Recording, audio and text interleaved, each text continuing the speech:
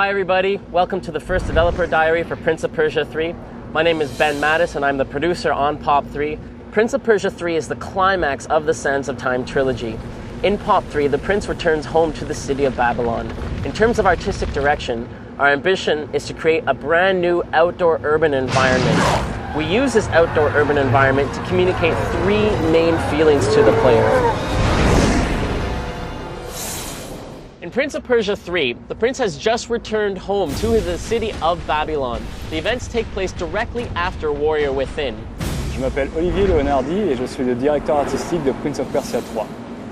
To recreate Babylon, we took our inspiration from real Oriental cities like Cairo in Egypt, or the Medinas of Marrakesh and Casablanca in Morocco. They've inspired the color palette, textures, and architecture of Prince of Persia 3.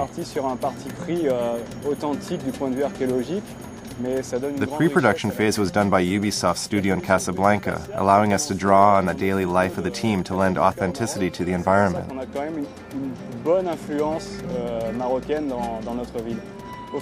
So, for Pop 3, we created a city full of contrasts, everything from the mighty palace to the lowly sewers, the temples to the arena. In Pop 3, we have a lighter high city, synonymous with wealth and prosperity. We also have a darker low city, home to the poor and decrepit, which will be less decorated and more rustic. The prince will visit several interiors of homes, like kitchens, living rooms, and bedrooms.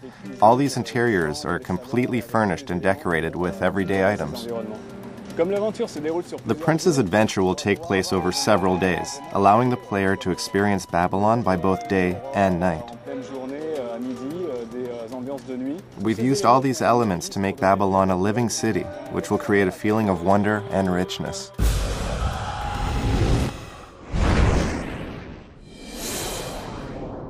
In the outdoor environment of Babylon, the player has an all-new sense of freedom.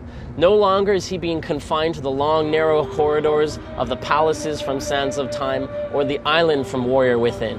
In Babylon, the players will feel a strong sense of freedom and openness, culminating with the spectacular rooftops from which they can best see the city below. High on the rooftops, the player can see foes and objectives from a distance. Players will also get the opportunity to explore different districts of Babylon by foot or by chariot.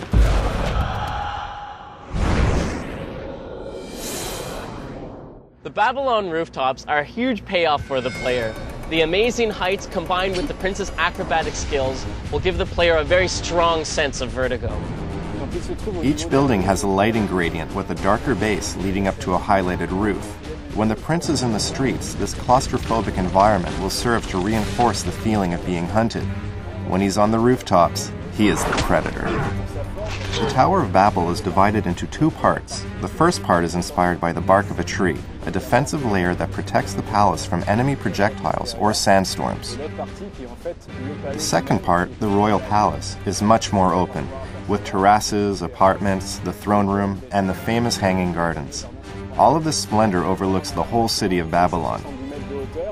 The tower's height is around 170 meters. This element accentuates the feeling of vertigo, as the player will climb it from the outside. The artists on Prince of Persia 3 have done a magnificent job in creating this fabulous world for you to explore, the fantasy city of Babylon. Despite the technical challenges of creating this ancient Oriental city, we're very proud of what we've accomplished, and we're convinced you'll have a wonderful time exploring this universe and enjoy the world we've created for you in Prince of Persia 3.